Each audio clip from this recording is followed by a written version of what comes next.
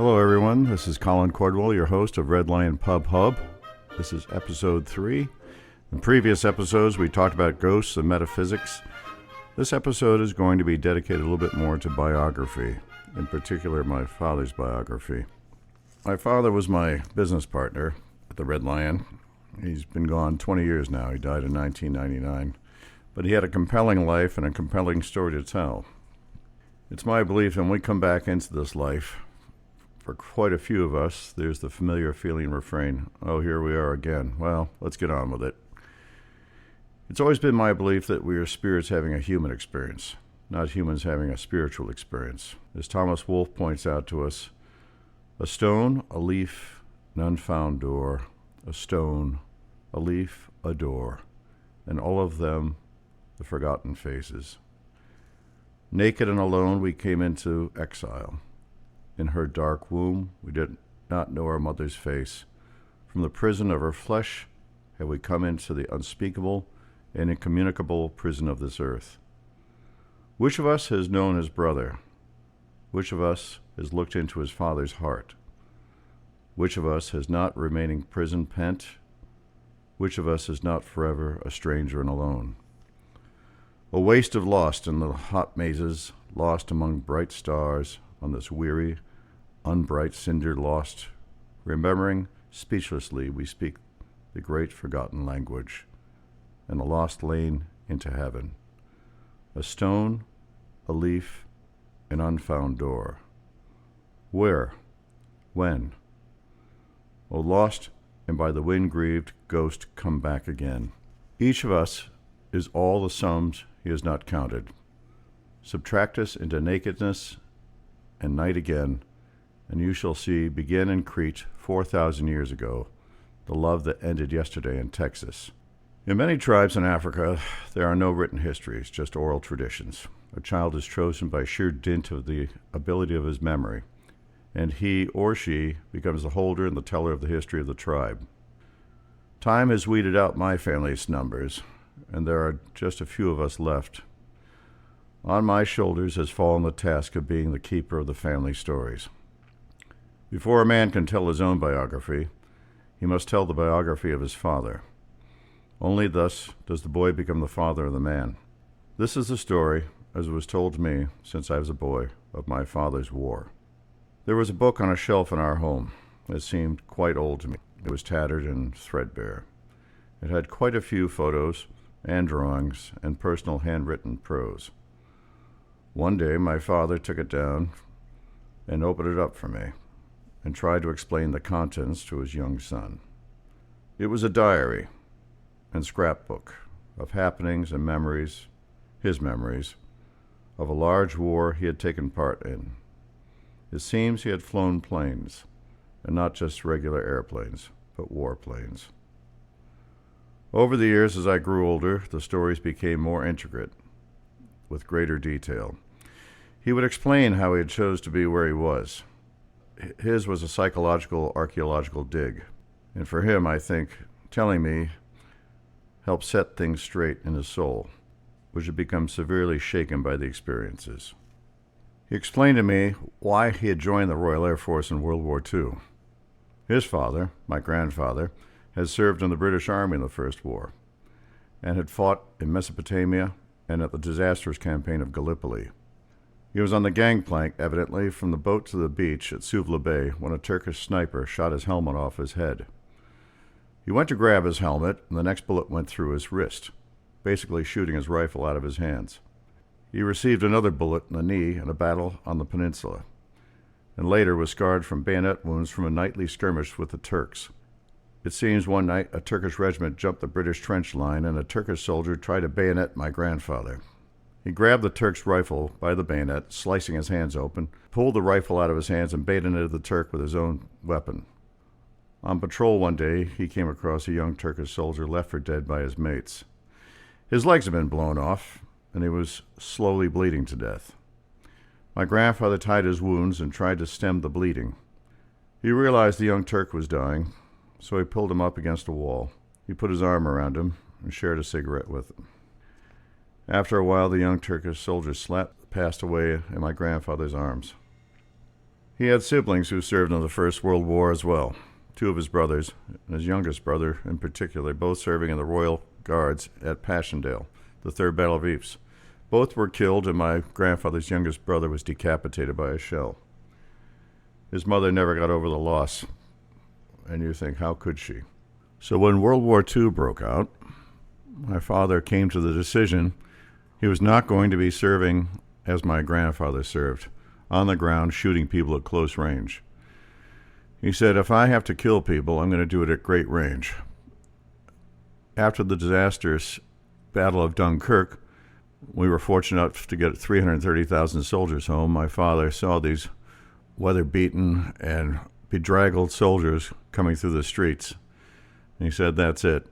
On his 20th birthday in July 1940, just before the Battle of Britain, he went down to the Royal Air Force recruitment office and signed up.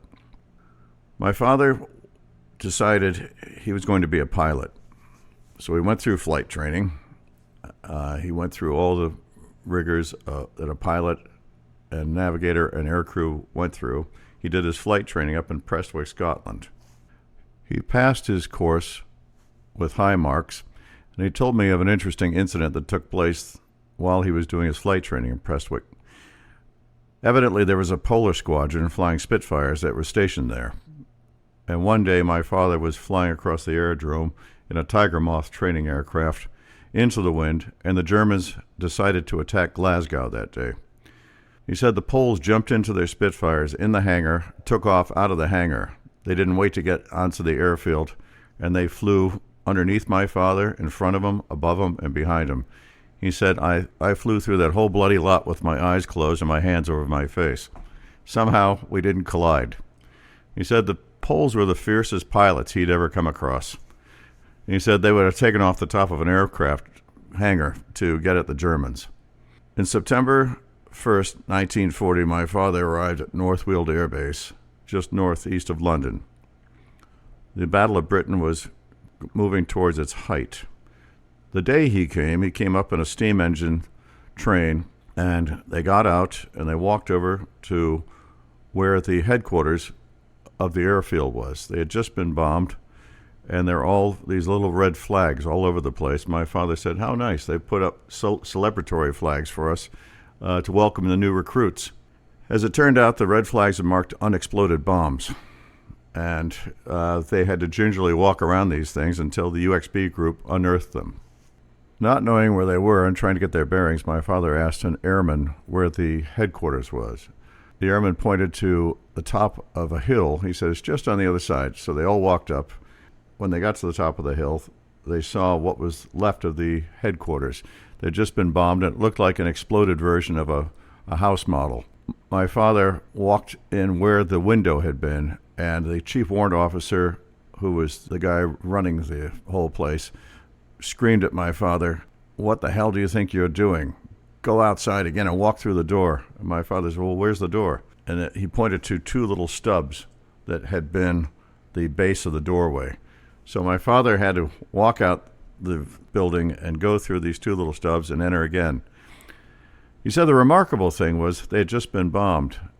The roof had been torn off and half the walls had been taken away, but everybody was sitting at their desk doing their job, as if nothing had happened. My father did a stint at North Weald Air Base for approximately 2 months. Of the incidents which happened to him there, he claimed that he unofficially was the first man to break the 4-minute mile. He was going out on the airfield. One of his orders was to lay flares out for the night fighters.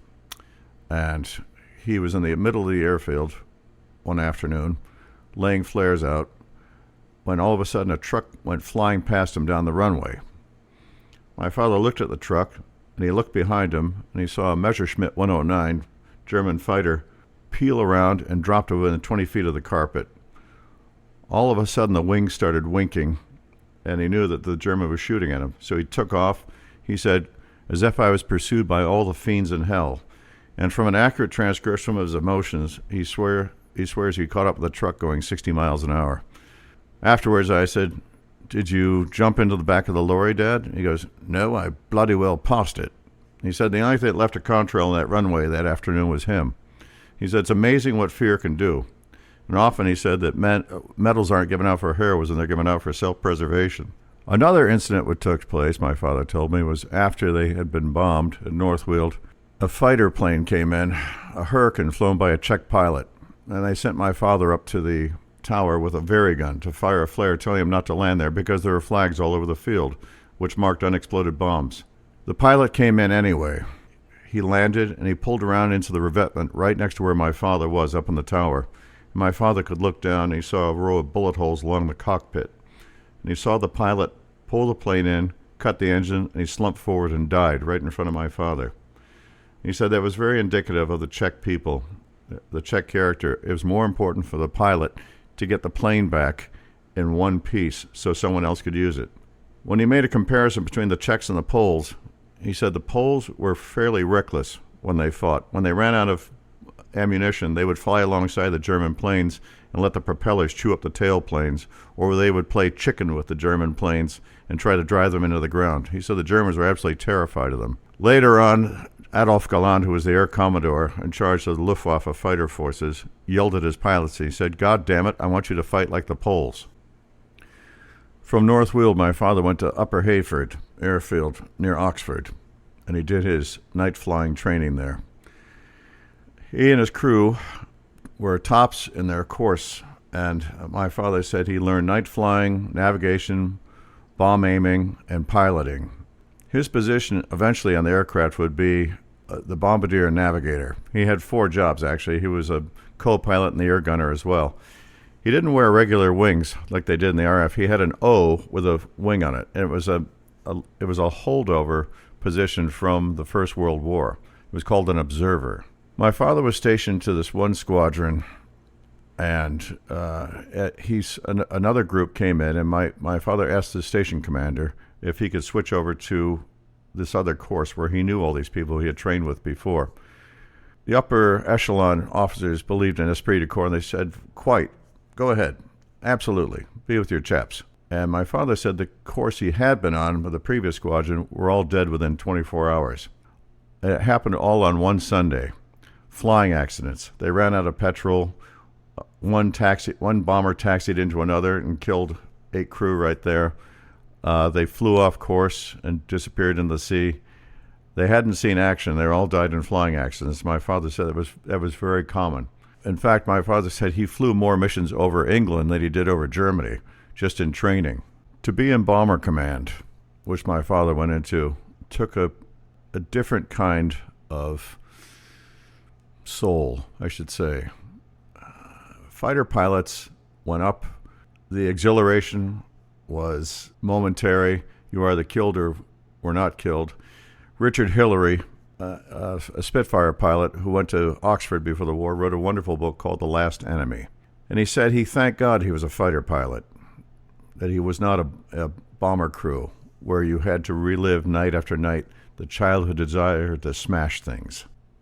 Prior to signing up in the Royal Air Force, my father had studied architecture for 4 years. He said, "I didn't take my final exams because if I was going to join up and fight in the war, I'd probably be killed anyway, so what did it matter?" And it was his studying architecture which gave an eye for detail and a finesse for detail, which paid off in his studies as a bomber crew.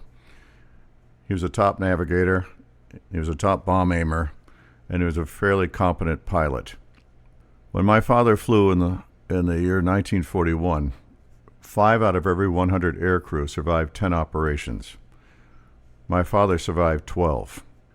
Of these missions, my father told me, some of the most harrowing were when he flew over Hamburg one night and got caught in a cone of 40 searchlights. They threw everything up at him that they had, my dad said. It was like being in a birdcage. The anti-aircraft curled around the nose, like wires on fire. And when the anti-aircraft stopped, my father said, that meant that a night fighter was creeping behind you. And my father yelled into the intercom for the pilot to put it into a dive. So the pilot put this twin-engine bomber, a Hanley Page Hamden, which was a twin-engine death trap that the English sent their crew up in the early years of the war, at 17,000 feet, and my father was in the nose of a plane and with a Browning machine gun shooting out searchlights one by one. And it seemed like time had stood still. They came out under 700 feet, screaming, my father said, through the streets of Hamburg, and I was amazed that we didn't rip the wings off of our plane.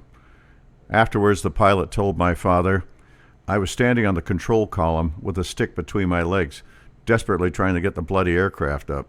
I finally punched the stick forward and the plane came up. Of another mission, my father told me they were over the North Sea. I think they were bombing Rostock. My father was in the nose of the plane trying to get bearings, and he saw a shadow underneath him, roughly 500 feet below. It was traveling in the opposite direction of my father's aircraft. It was a Messerschmitt 110 night fighter. My father recognized it. My father didn't say a word to the pilot because he was this Australian guy who was full of you-know-what and vinegar, and he said he would have tried to take the Me-110 on and we would have been blown out of the sky. So he let the German plane slip quietly beneath them. When I discussed it with my father afterwards, I said, Dad, I think the only reason why you're here now is because of the poor aircraft recognition of the Messerschmitt 110. If you look at the dimensions and the outline of your bomber, it's almost identical to a Messerschmitt 110. He must have thought it was another 110 night fighter in the circuit. My father said, I think you're correct. My father used to say my aircraft recognition was better than his, and he was there. Shakespeare once said, he that's born to hang shall never drown. I once asked my father, did you ever come close to dying? And my father thought about it. He goes, oh my God. We went through about 10 different times where he should have been killed, but he wasn't. My father believed everybody had a time, and when your time was up, it was up. There was nothing you can do about it. And this will be pertinent in later discussions when I talk about his years in captivity. My father told me one time he was up 9 hours flying on 7 hours of fuel. They had laid mines in Kiel Harbor in northern Germany. They were coming back over the North Sea, and they were running out of petrol. The pilot kept leading the mixture back, and my father was trying to find any place eventually where they could land, and they were getting lower and lower over the North Sea, and the plane started losing its height. It came down from about 5,000 feet, and they were halfway over the North Sea, and they were probably about 3,000 feet. They were getting lower and lower, and my father said I was in the nose of the plane trying to find any place to land. Eventually, we came upon a radio frequency. It was a Bolton Paul Defiant night fighter squadron in East Anglia. And on the radio, the tower at the night fighter's base said, we have you on our radar screen. You'll see our beacon presently. Just follow the route you're taking now. My father said the sea was getting closer and closer and closer. And finally he yelled into the intercom, Tony, I see it. Tony was my father's pilot. And presently they saw the beacon, and my father said, keep right, left, right. Because my father said his pilot, for some reason, had a form of night blindness. He said, that's fine, right there. Okay, now lower the undercarriage. The pilot lowered the undercarriage. They came over. The cliffs were in sight. They were so low they brushed the hedges with the wheels of the plane and hit the runway. They flashed the lights on the runway. They came down the runway, got halfway down the runway, and both engines died. There wasn't enough gasoline for them to get off the runway. To add to this scenario, my father's bomber was too large to take off of that airfield, so they had to dismantle it and send it back to Upper Hayford. It was all luck, my dad said. It was all luck. He said there were guys whose luck just ran out. One night, my father was coming back from a mission, and they were heading back to the base. And the tower warned them that there was a Junkers 88 German night fighter in the circuit. What they were going to do was flash the lights on the runway. You'd see them, and they were going to turn it off, and you just follow where you saw the lights. So my father and his crew were making their turns, and their time came in to land. They flashed the lights. My dad's plane came down, hit the runway, and went to the end and pulled off. The crew behind them came in, and they had the Junkers 88 night fighter behind them. and the German blew them out of the sky. My father was one off from being sent to Kingdom Come. Another mission my father told me he had to fly, there was a concentration of trying to wipe out German bomber airfields since they were hitting London. And so he had to fly to Schiphol Airport, just outside Amsterdam. That was a huge German bomber base. And he and his squadron were ordered to take out a number of German bombers, which they came in low, and my father laid a stick of bombs right across a row of Heinkel 111 bombers. He wiped out probably about 10 of them.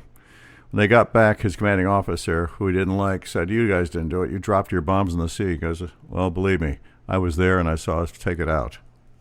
There are very few funny moments, but they did exist when my father was flying and his experiences in the war.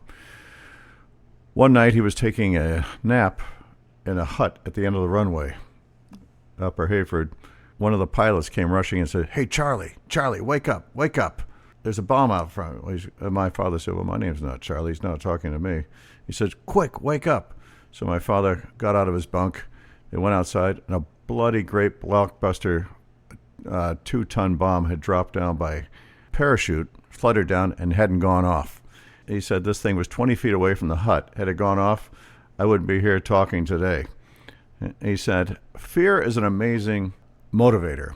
As he said, is going back to when he broke the 4-minute mile running down the runway and passing the truck being chased by a German fighter plane. My father said from an accurate transcription from his emotions, he took 3 steps and jumped over a wall that was about 40 feet away. And he said about 20 officers were sitting there with their noses over the lip looking at this bloody great blockbuster that hadn't gone off.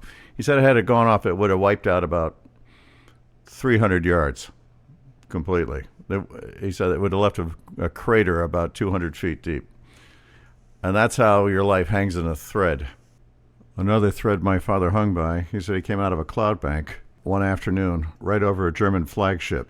And he said this ship threw everything up at him that they had. He said, I have no idea how they missed us, but they did. And we crept right into another cloud. And when he came back to the base, my father told his station commander, now I know why they give us brown flight suits. My father would come home on leave, visit his family. They lived in southeast London, in the town of Eltham, down near Sidcup. My grandmother had worked in the Woolwich Arsenal in the First World War, while my grandfather was at Gallipoli. And my grandfather worked in the Woolwich Arsenal in the Second World War. My grandmother said he used to get occupational hazard pay because it was such a dangerous occupation. But she said the closest he came to being killed was when she found out how much he was getting paid and how much he was giving her. He was getting £50 a week and he was giving her 3. And she said, I was waiting with a bloody rolling pin, I was. My father came home on leave one night during the Battle of Britain. He was walking up the hill, he said, and he heard a tremendous racket on the other side.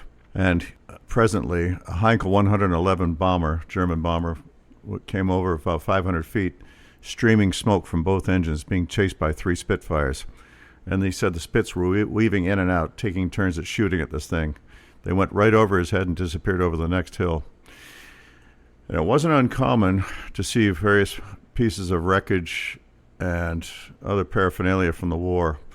And I was always amazed that people weren't killed from falling bullets and ordnance. My grandmother had her house blown in twice during the Blitz. One time my father came home and there was no front door.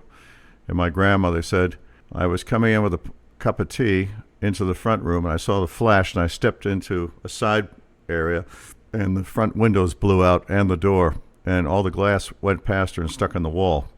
She said, had I stayed where I would have been killed. And she also told my father that during one of the recent bombings, she went out to make a pot of tea during an air raid, and my grandfather was having a nap in the shelter, and she went out the wrong end, and she stepped on his face.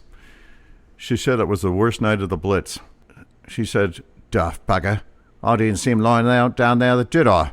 I trod right on his face. It was worse than old Hitler. He called me everything in a barnyard except a duck. I'd sooner have a go with the Nazi hordes. And it was these times that my father spent with his family that helped keep him going. And he realized, yep, this is what we're fighting for.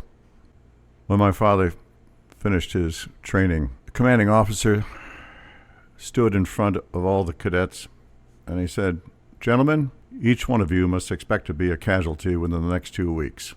It's funny because I remember that was told me by a man I knew who was a GI in World War II, who did his training just north of Chicago at Great Lakes. His commanding officer said to him, "Gentlemen, you must expect to be killed within the next 2 weeks." We all looked to the guy at our right and said, "That poor son of a bitch." And my father said the same thing. He said, "Well, it's going to happen to this chap next to me. It's going to happen to him. It's never going to happen to me." But all the near misses my father had, he realized that time was running out. It was only a matter of time. And his good friend Pete Hawkins died on a mission. And he and Pete had gone through training together. They went through so much together. And he received news that on this particular mission, Pete handed a note up to his pilot. And he said, it was covered in blood, and it said, "Save yourself, I've had it." And he died on that. My dad said, "My time's running out." If you can call it a supernatural thing or a metaphysical thing, but my father had a sixth sense. My father told me in after years, he said, I looked around the mess and I saw guys who had a very strange glow about them. It was almost like this, it was a light that had settled around them. And I had this strange feeling that the light I was seeing was not good. And these guys wouldn't come back. It was almost like a premonition. These guys had this light settle on them, and they wouldn't come back from the missions. They were killed. I didn't tell anybody about this, he said, because I didn't want people to think I was cracked. But I found out that other guys had psychic abilities, and I think wartime has an amazing ability to sharpen that in an individual. So time went on, and I would see this light in other guys' faces or around their bodies, and they wouldn't come back. And one night, I didn't see it, and I knew it had settled on me. And I had a very bad feeling. And I was sitting with the commanding officer at dinner in mess one night, and I said, "Could you fill out my log for me? I don't think I'm going to make it back from this one." And he said, "Oh, don't think that. That's ridiculous. If you think that way, you'll never wind up in an aircraft again." He said, "No, I've had this feeling for a while, and I think this is my last mission." And he said, "Well, I'll fill out your logbook, but nothing's going to happen to you." My father paid off all of his bills. He wrote letters home to his family, all the different members of the family, thanking him for what they'd done, that he was happy to be a part of the family, and he loved them very much.